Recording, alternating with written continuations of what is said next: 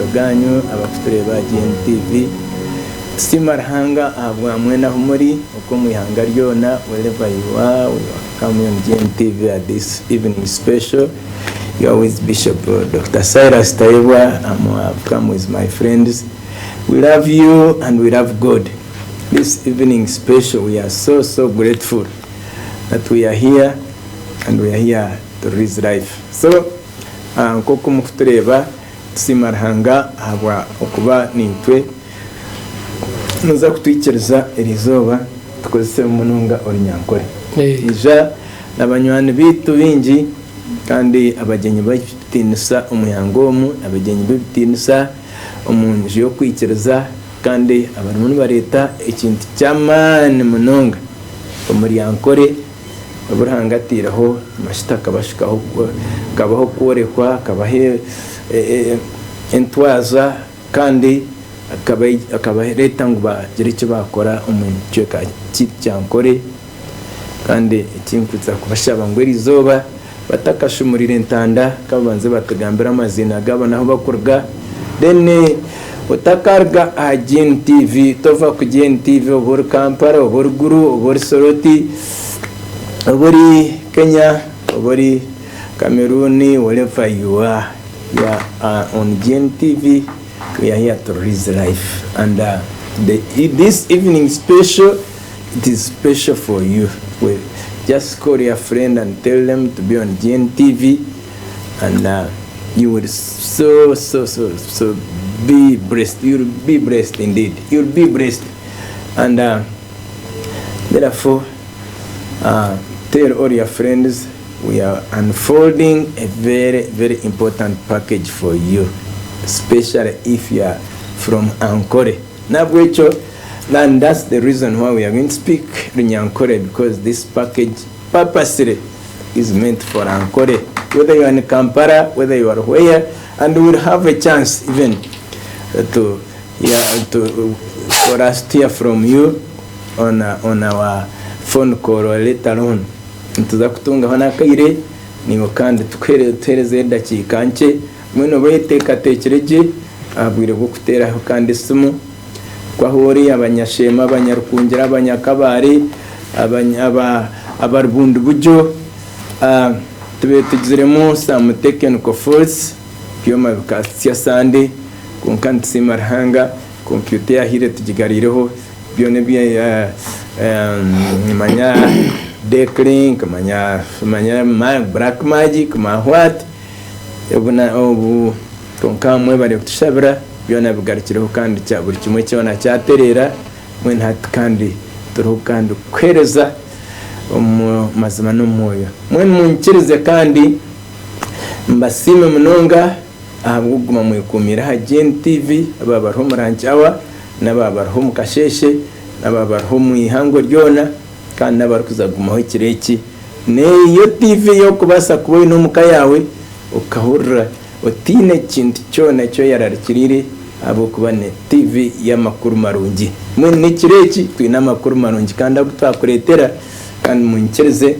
nyakire ryahare side yanjaha harbaje rwanjoro kandi abanza baramusiho kandi nawo muhurira karye murene kikumurgamu murahakurga robuzarwa gumuri nkoromu kandi then tukwate na side age twakwakira aha ntoza GNTV TV yonka irikusubuko muryankore kandi kasashanye nensi yona kandi yabanduze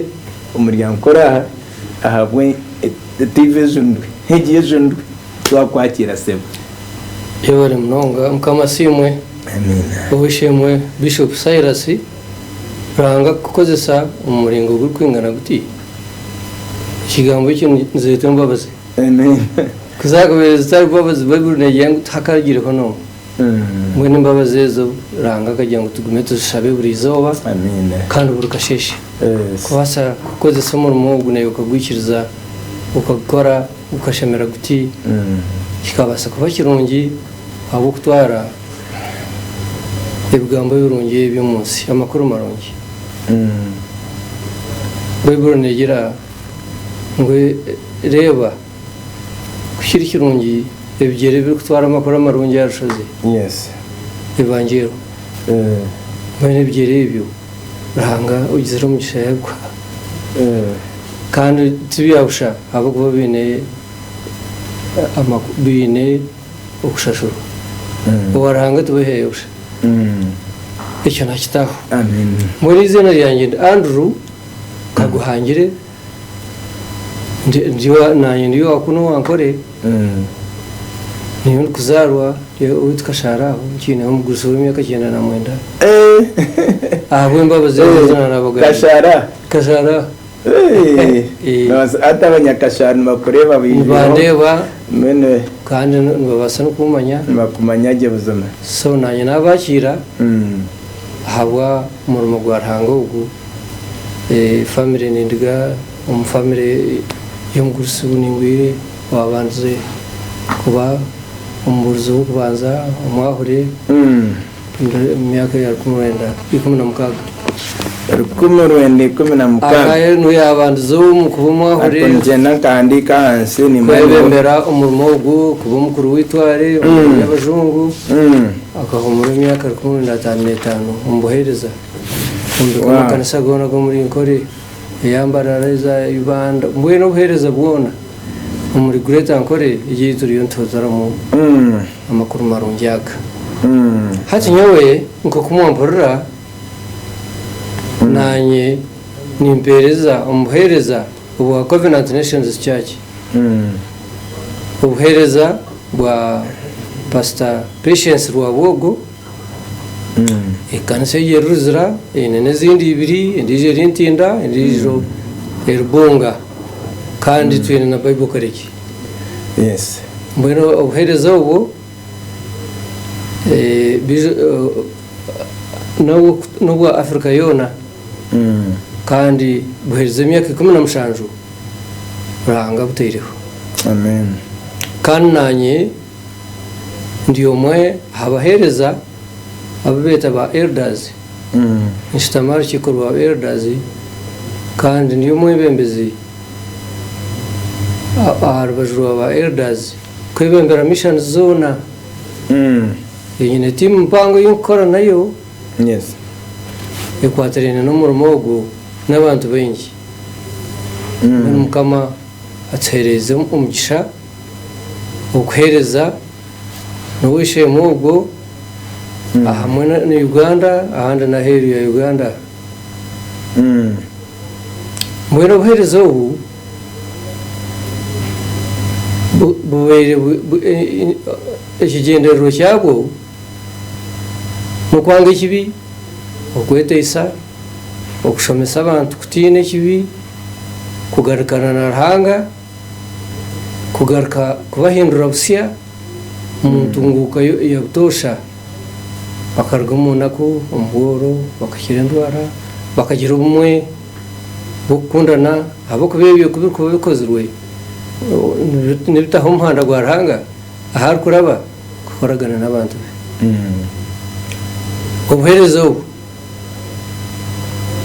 kuba abereho Ruhanga yahereza umwebembezi w'itogo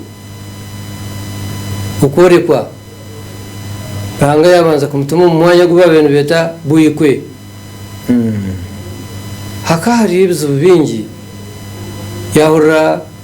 stories nyingi ziri kugamba mu kitwe kamwe ziri kugamba ukuri abantu okwangana uboro n'ibindi bingi byabiretere ikitwe kagaruka nyuma mwe no kurabira umukoreko kwa Ruhanga twatwara yohereza umwaka gwa 2012 hatwa nyuma abantu abo Ruhanga kandi ikitweke kitiri kubatugiremo abantu barga kushomeswa barga kwetegereza abayoroba bayetesa barga mu kibi bakwatansa bagarukira mukama ntabaho ibintu bingi birungi Bible no manye kitweke cyo mu businge ikiri kugamba ngo abantu banjye abarkwetera izina ryanjye ko bariyetesa bareka byukushisha byabo bankuratira bashirura misho gangi bayitureza nanye ndiyayo mu mwiguru mbashyize ibi byabo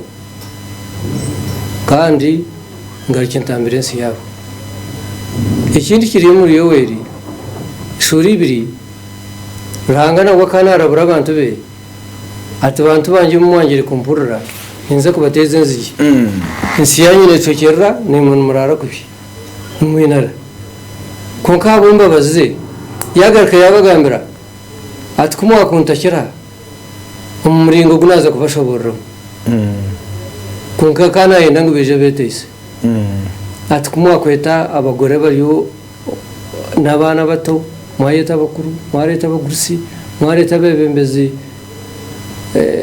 benyikiriza mwateranda mu nterando z'imihanda n'ahandi hona umaramizo mwantakira ati ngakwatira abantu banje sasi kandi ngirira rukundo insi yanjye inahangire. Wow, intandejo nungi munonga konka ka ikirize tubanze turona sideji no jura intanda nungi eyakuretera intanda y'abantu kugarukira Ruhanga intanda ya Ruhanga kugarukamo abantu be beno munkirize kandi mbanze kwateho sideji then tubone ko twongere tumure intanda ibaturetera ikireki twakwakira muhereza Ruhanga ahantu za GNTV English Good News Television. Bishop Silas nashemera munongo kwija mu studio za GNTV iyo bari kutwakira amwe na Elder Andrew twenda kusima Ruhanga watakanyaka kandi bari umugisha kuramutsa abaturira aha TV yagiye abakutereba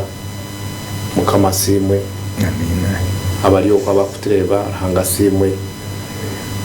abari ha radio mukamasimwe Ruhanga habu murumogu ogwa TV yagiye ya GNTV okugira ngo kubase kutanduka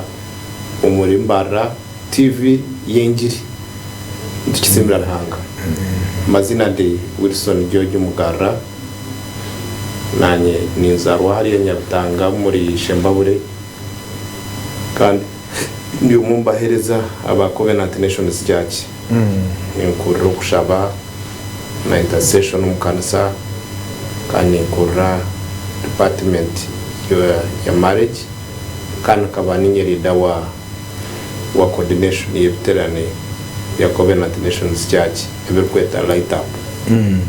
nambwenu twizira mu cyanga cyetu cyankore turetsire kiterano kibakweta light up Encore for Jesus, redigging the wells of revival. Okwatse mushana light up okwatse mushana umuntu ukore bwito buntu tufukura amazuba ga revival kituretsira ha ya abantu amushura bingi batandikira kucyura mu borside yona yongera kucishoboraho light up nkuko Elder wanjye kuya yatandika kushobora Ruhanga kuya yitsire Pastor Patience umwaka w'2016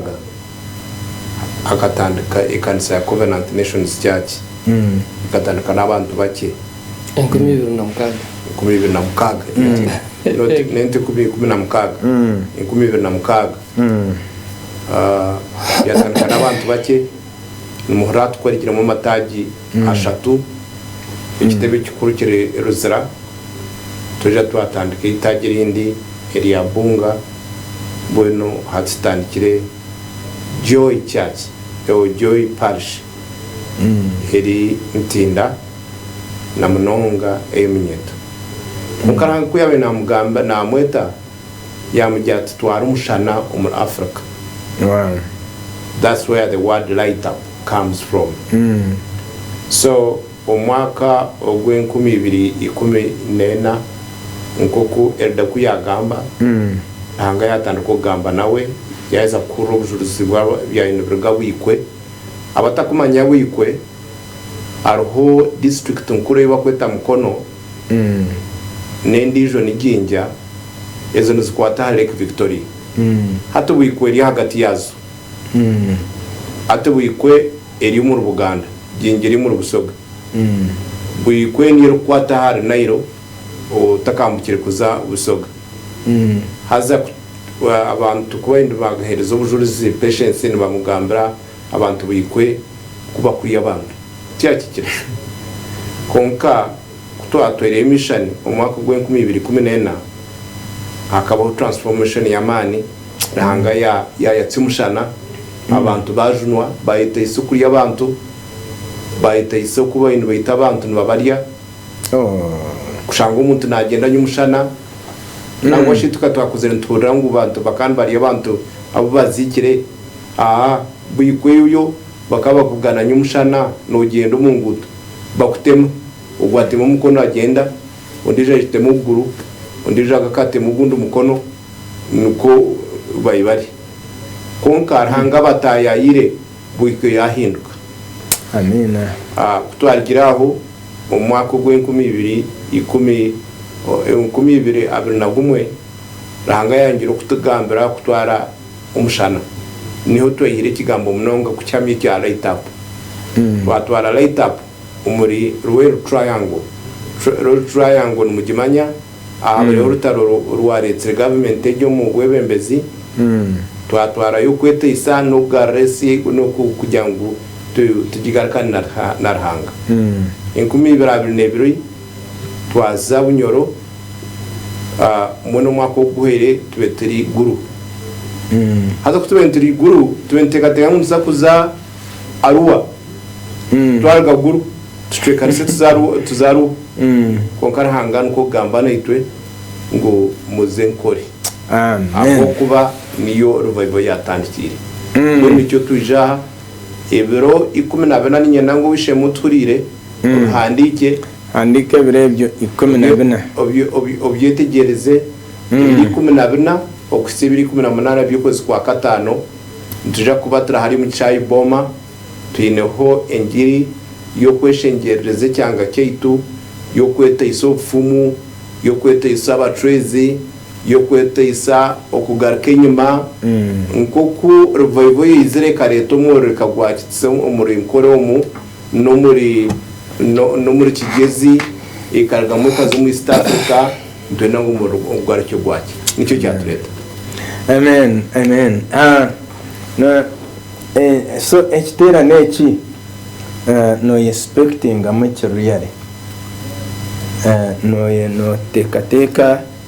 ngo nenki wo cy'abantu bashemiriye ubujuruzo bwo kuteka ukutandika ishura na mukaga ngo Isaac yafura amazuba gwisha guyatimbiro guyabera rwo ngo yafukura izuba ryo kubanza kuyarfukwira abantu batonganda yafukura ya kabiri yafukura ya gatatu kuteka kikuza kurwa muri yeki no kugarura busya ko umurugo kweta isa amina so mwana uko wacura okugarwa busya kora bubirugarikire mu nyuma kora no hura urukureba ngo ebya bikorwa mu ryankore bikabura hatu no hura ansa icyo kwetaga irmuneja ne ekitera neki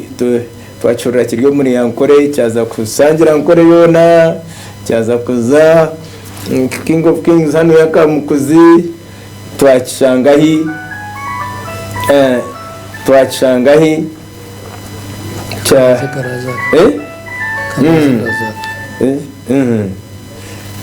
so ntwenda kumanya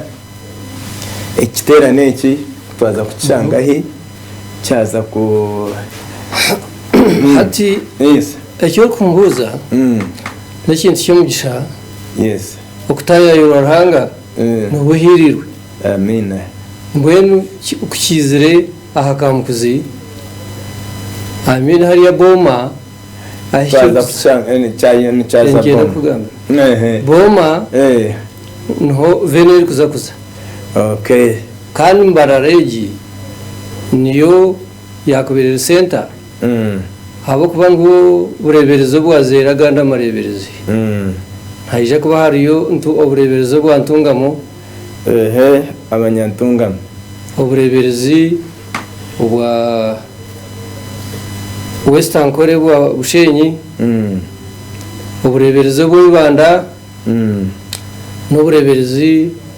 ubwa Northern Kore ubu mu Kiruhura Kazo n'ibice bya Kanoni n'ahandi n'ubu bwambarara ubu mwene Kore yenyine so ate abo n'ubwa bishop ninga diocese itano mbona bikiriza abantu barahanga barikwikiriza muri Kristo n'abatari kumwikiriza ikitu nuko baretera makuru marongi yes uruko gakira akatunga amagara mun nshweka niyeje greta ankore yona tene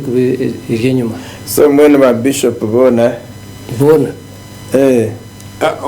bishop ekiterane tya Pentecost ekiterane tya Anglican kurekane cyabo kwikiriza mu Kristo twe n'abakwikiriza mu Kristo Yeah. umugisha gwito ngogo no ne cy'abanyankore urukuma ngo no munyankore aja sherera hanga na nori kujyo munyako no ryo umuryango kore ningera nawe yitirema oriyo mucyanga cyankore yes wanje hata umuntu wena urukurura yakwatwaho kwenda kubugabugana rahanga neje nangwa no bwakuba ubero ry'umukindi kintu ningo takahorraga gamba byarahanga byona utakacomga dini yukuzamu ninga ugira umuntu ninga ugarikire nyuma ninga arabatene abariya ukonka rahanga nakwakira habo kuba we n'umuzeire atategire mukono patience muri samnywani wito nangwa araburireho na hano yakaceka taramwitsereho ni ebigambo byaragwire 2012 ebyagambira hari mbarra kabirye byamani ndatumukunda abamurebereho abamurire Pastor Patience first daughter mwana wa president no pastor na ija kubura wenka ne tumwote burufu kurgo biri 10 mpaka 18 ninga harimo n'ababuriza abandi abantu abarukiterane kitebekanisiwe abanyankore bebemberwe abebembezi baitu omunkore barimu Bishop Cyrus Utwina barimu Bishop Nasana himsibo Anglikani urutungamo nuwe kokea hamwe na Cyrus hamwe n'abareberezi abandi abari umunkore nka Bishop Twino Mujuni wa Bushenyi Bishop Magezi wa Ibanda na Bishop Oriona Humura Bishop wa Northern Kore hamwe n'ubureberezi ubu bwito bwa Northern obwa Nkore abo kuba twaturiye abo kwija mu studio na Kanoni barieja umwe a committee nka vice chairperson akwatanise na Bishop Kwefuga wa Kiruhura so abantu batitebekanise kiterane iki yes konko umbagambi abakuzagamba na Pastor Patience tuinemu Apostle Alex Mitara tuinemu Bishop Ruere tuinemu Bishop Moses Odong General Overseer wa National Fellowship n'abantu bahereza abakuza kwijanabo so Patience tukujya ngo naza kukugamba wenka kandi cyo mutano tuine ekiterano cy'abashije men's meeting ekiterano cy'ikintu mutwe fix the man fix the world wow kikumanyisa ngo watebekana so mushije no watebekana sense ikizi ekebembeirwe omushaija wa Pastor Patience Rwabogo umwami Audrey Rwabogo orukuzagamba n'abashaija izo bariona program tuza ku bantu gibahereza mwakuturekereza ningera n'abakutureba kwa hori impamvu niho n'ikibuzo cyo wakubeno ndabuzeho konka mwacyurira ebiro 14 byo kwa gatanu mpaka 18 ekiri kuza kuba kiryo muri mbarra tekikabahoga niyo mukan kuyatandika muno ye kanisa kurga kumurwenda 99 kanta karebaga ba bishop b'abarokore n'aba Church of Uganda bakwatanitse hamwe bakore ikintu kimwe kugira kimwe higuru mpaka hansi buri busaba dikoni bwona buri parish zona buri district zona kandi nana twinamuna no mucyara Bishop Sheldon Mwesi. Yes, speak. So nindeba ekintu ekiri kwetwa nkakiri kibagambiraho cyo kugira ngo rebo kukiri kirunja bishemo kutura hamwe n'abakwatanisa izuba ry'amashita eryaberuho nyewe wagira ngo wanogamba hari shwenkori yawe rekanone nanye tataka bari mburize ukashanga engoma yo kujunwa ukubaye babinge muzima ukubaye bashaba ukubaye betiso ukubaye ikintu cyo kunogira ngo izuba ryo tarata bamere ese giyo nakwejundu kubaye nbange kibe kubaye betiso kubaye konkani nsima rahanga iwe kutureba okwa hori ngo kwahurra umuhereza nagamba to kwetaga ngo iki uze kubuza imirundi ebiri abo kuba nuturmuntu kuratarama inshora z'amayizo kureba aho revive yabenerga nanyinyetimbere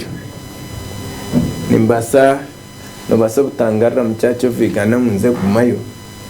konka nimbasa kugenda ntaha ahizi bar bafutaho ntahamizi ngatware nanyo wanje naniye nanawana agenda tahe baiza kutimbiza babutona tukukora tukunywa mbwenu ntekateka ngo buri weno rukuterebekere mwabazi yogo twanza kubuza ntekateka uyahika nana abantu abarukuza kwija ajenaki naja kubana dontuban ntsibaho ningane na kimara bwireki turgashazi nganti kashazi ngahi mwabahurira abagambi bwenu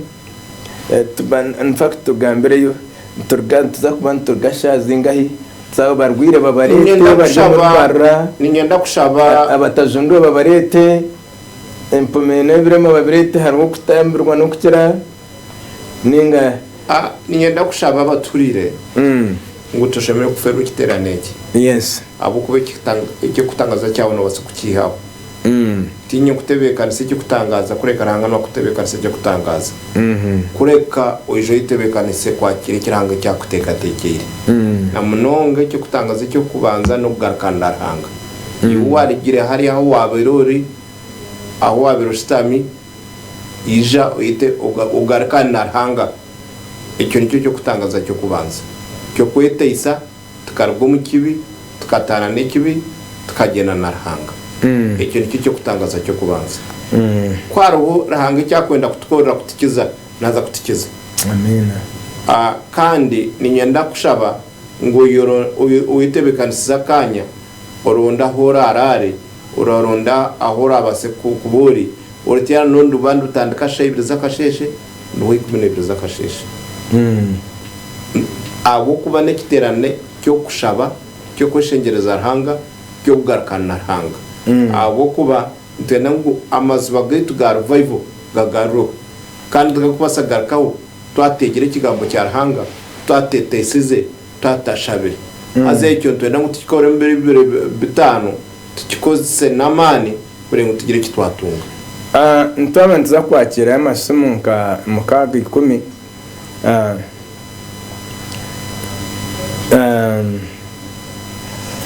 ninyenda kushaba umuhereza mabukwe ndakikaza zigenda umuhereza Andrew agire kiyagambira abari kutureba akikwatirine n'entekateka aho twagisya aho kiterane iki entekateka imabara kutureba ubwo wambuza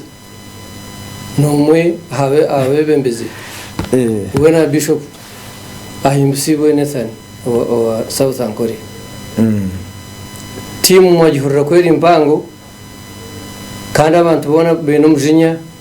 habo kumanya iki rukwenda kurugamo wano kora ikintu kamanya ngonoza kwiha kuganyurwa ngonoza kwiha mu mugasho nukikoze samana menyi wonderful mwere tekateka ermu okutekatekera urtera no rahiraze kandi tekateka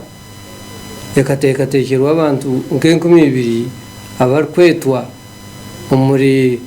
Burudayosisi ninga district Buru districts zone nko kuzizire ziri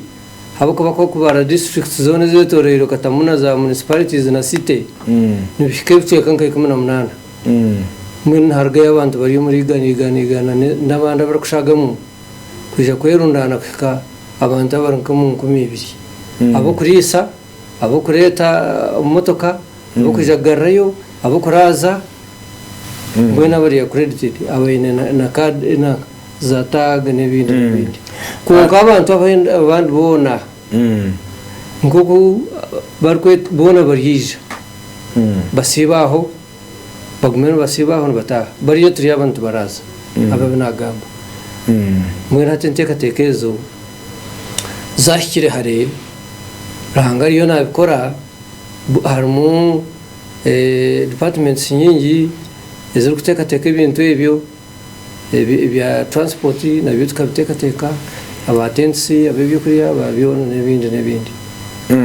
kungo kukira munonga aba bantu 12 bo barisuwa kandi baraza n'abandi abantu bona nibetwa kuje kurura ebigambo byaranga byabeteri wonderful so atwamantu za kwakira isumu njyane yeji yitu ya nankana mugireba twamantu za kwakira y'amasumu kangahi nkashatu ninga ana abukubure buri muntu mujyana twenda mutushabe ninza kushaba abarukutureba kora uko yona hori wo inekibuzo wo ineki no basa kukirabya hasumwaho kandi umundakikeji tongere kweta aho uri hona. We want to call upon you, whether you are in Kampala, whether you are in Arua, whether you are in Soroti, whether you are in Guru, whether you are in Masakarakai, Rukunjiri. This night you are called upon to join us in this mega time of visitation in Ankole called Light Up Ankole for Jesus. Light Up Ankole for Jesus. It is all about redigging wells of revival. Nutuchumanya twena ngama revive katandikira umuryango Ankole ya sasa na East Africa. Nangwa ilizoba Umuzeyi Hannington Nowe yakora statement ya jangwa tureke kurebera East African revival iriye yahwiri reka twikireze revivalence. Harimo prophetic wada Uganda yomu hereza Benhini ya prophesy ngire ngo revival netandikiro muri Uganda. I am sure this is time for revival. So nahabwecho umurye gishaha nitwenda ngo tongere isumu yito twagigura eje yanje no muramugerekere kandi ni urukwenda kushabirwa ni untu turakushabiraho side eje yanje damutereje ya 0 what 0200 eje mpahe eje kutukureje eje yenyeneje mbe niyo mwatera eje yanje mugireke. So na abuko banzarahi wa kabiri wa kashatu then to abuko banza wa kabiri wa kashatu twine bwire buko nanka bukutegerezamo konka nenyanda ngo obeno bamanyisa bana bon bimuka okubereka ekiterane kitweki no shani otwagamba aho cyahika reka tubanze turogo rya simu. Yego asimu Munonga.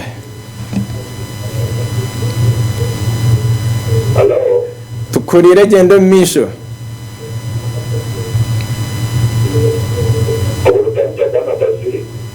Watere Barnabas. Natera kabiyenje wera. Mweba renjiri, mweba yone biru mtureka saka Kristiane Jolanda akwate ya kitiko mwizeri yayo. Ijo buzima Pastor Barnabas. Narumanira kuyakani jakubaho. Oreta n'abanyabwiza bwera bona bakero mu kasheshe kubarinde baraburare hano yo mu King of Kings tubaraze. Gen TV aro.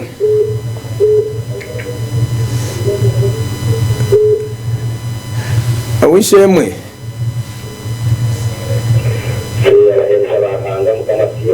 Asimu Munonga. Twabakira. Ego. Natera rukomero hama ntungamo umugayanje ngonoka Fred ko uruhu. Ego. Abagero zabo n'abasima rero bari kwija kwanzo kamara mwogwe.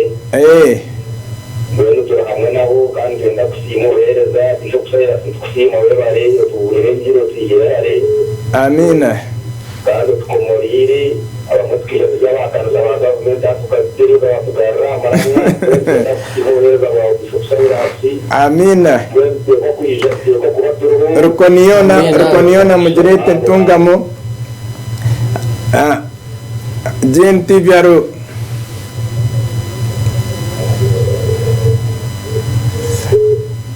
Gen TV aro. Awishemwe.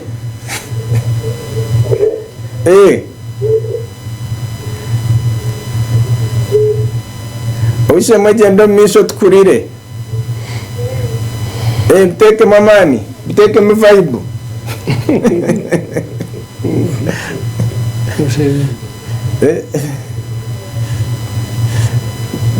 Gen TV aro. Bueno rwanda rw'isumuru. Gen TV aro.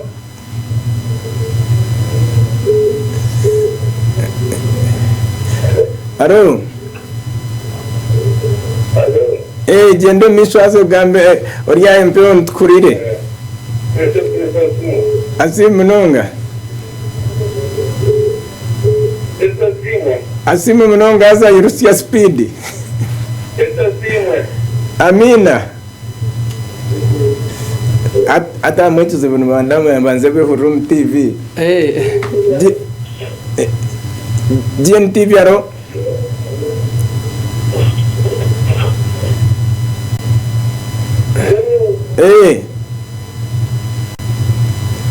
Gendo Misho tukurire. Aro. Watera ina mazina nbakwetoha.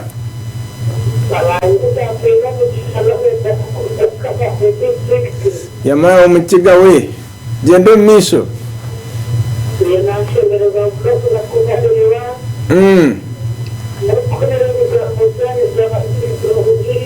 Yego.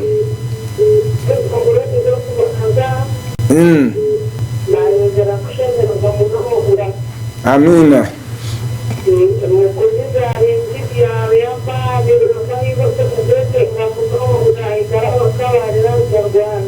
Amina injiri ya revive yo kubanza wajimanyera arigere Rwanda. Mbweno takasigara ebiro 12 washikire Mbarara. Yego. Abakiga abanyakabare bona baturetere. Gen TV aro.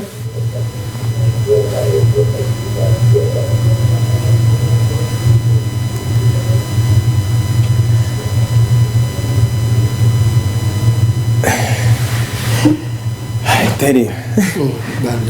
Tuine ndakika twasigaza mukaga. Reka twongerwe. Aro mudakike mwe Gen TV aro.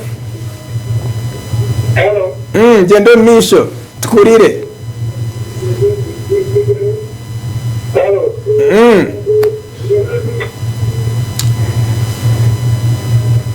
kare orkushemba katushembiye yogwe mpaho katushembiye yogwe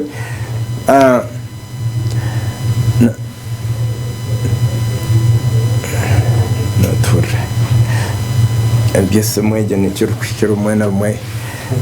abaryasimu abantu bageza kufutera n'abakiri umuntu bageza kufutera mutsasire indakika zitu zahoyo tumukwate ninga tumuhitize kare mukwate tugende gendo misho GNTV yaro yego ushe magendo misho tugende yego munyashema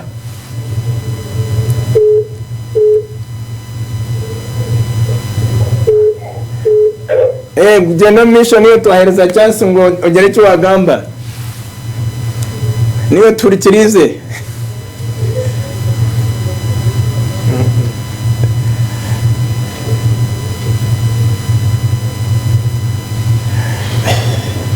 ibintu byenda bakama babyo twazamo department tari yanjye gonka mu sasere abantu bageza kufutera buramuho naho muri utabamu nyichakani niza kugezaho mbenye no barabanja babakwata ababishomere ito tukashoma go kuburengiri konka twasimarhanga aha bamwena n'abantu bageza kufutera abakariyenje abanyakabare hariho kuteresa umwegi ukaronda naho nakwate hakabura konka nambwe n'incyakare twagarukaho noronda naho kwata ntabura nizo nukora kubanzirukanga konka n'insimarhanga aha bwamwena kandi abarya GNTV mwikirize umudakika ishatu zasigarayo tusige twabashabira umugi twashaba ngo ruhanga babase muje muterane ibiro 14 mtandika 14 nko kumwachurira paki 18 first family baro nebirumu nko kumwahurira mhara muzei witu nwatebekanise muje tukitandikiraho tugaruke tufukura amazi baga revival wahurwa wa kabare izina tanare mayar meri yagira ngo tureke kugira ngo nimbara bakatandikiraga hino bayija kabare bara bakabare mpaka ati mun naman onu benda mutana konka mure cyashire mbara hatugende nacyo nko kukiri cyongere yo mwizire ayenzire ngutandikire kufura amazi batugatandikire mbara mwenu amuru baya numacenda kabare tugenda kuzayo na hintu zakorara twahikaye nagahin ninjira Afrika yone so nuko kumwachura katushabe mukama twakusima habo mwabazi yoko twakusima abo studio za GNTV twakusima habo muhuri wawe Dr. Cyrus abo murumo go kuburengere kurabo mu TV bona mukama tukusima abo bigambo bikugambira umwanya ogo tukusima abo abahereza abo bagambira aha mene bigambo bitwagambira aha abo murumo ogwa revival ogwa redigging the wells of revival aha light up of Ankole ntukushabangura hangobe ni wagukora shabangobe ni wagushyikiriza ijobe ni washuma mukama nkoko wakozire buri abo kuba tukahinduka hoga okwabero buri na hato nukori kandi ukoruguma abo kuba ntumanya ngo ruhanga utahinduka mwe ntukushabangobe ni wakora umurimo gwawe mukama nza kurwo mu studio ye nshaba mu cyo guguma mu studio ye twantugenda mukama be ni wagenda neto mukama twantebe kan sortira noro be ni watwebembera ebikwetingesa byone kujya ngo rutera ndurubeho obe ni wabikiriza mukama ebikwete ngo be ni wabitaho mukama abagambe be ni wabatebekansa baje batugambira ibigambo by'amagara mukama abya mukama bikutwara mu magara gurire mukama oterezo mucha ohimbisibwe Yesu Kristo mukama wetu amina nebigambo ebyo nesharejo mukama baherezo mugisha nasigarande Bishop Cyrus Tayebwa kandi nyine munywani wanje hano ya Andrew Kaguhangiri Pastor Wilson Mugarura twena hamwe ntweta umukiterane ekitebekanisibwe pastor munywani witu kandi mugenzi witu mwana wa enzarwa kandi omuhereza Patience Museveni wa Bwogo kandi na ekanisa yona ya Covenant Nations Church ekwatanise na nkore yona n'abahereza bota utahurire noza kubona turi hamwe aba pastors bona n'aba reverend bona aba bishop bona ogarraho revival ogarwa busya nahabwecho ntukushaba ngo utakachiferwa te komu kalenda yawe sharaho ibirebyo no obeno mayingo binebiro ebirangarure bikimusyo murro bikafukura amazba bikangarro ibyo kutangaza bikandetera nagaruka n'amanyamukama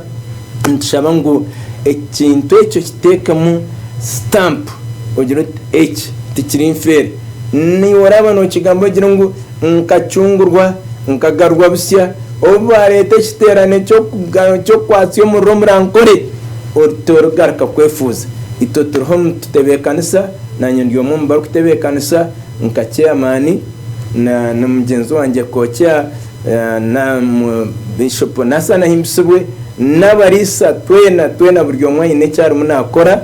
nerizo batwaturyo muri kikorango mwabirebaho ative mu mahurire ni ntekateka ngo no baso butagira icyo wayikwase kitayikiriza stani kubiheka kuri message nicyo unoja garwa busya isha bomani tuzakuba ni kota kitafundikire kitwe tokayetaga kumisinga iki tokayetaga to shobora kumisinga kino bori Kampala jangu over Masaka cyotera mwe nabara GNTV tubaniriza ate nkugamba gwenti tova ku GNTV sigara ku GNTV buri sigarange kuburam GNTV is raising life and make sure we still have more preachers and we still have even morning daybreak and tomorrow even in lunch hour Stone GNTV we are raising life. God bless you. Stay blessed, stay anointed. We love you. Shalom.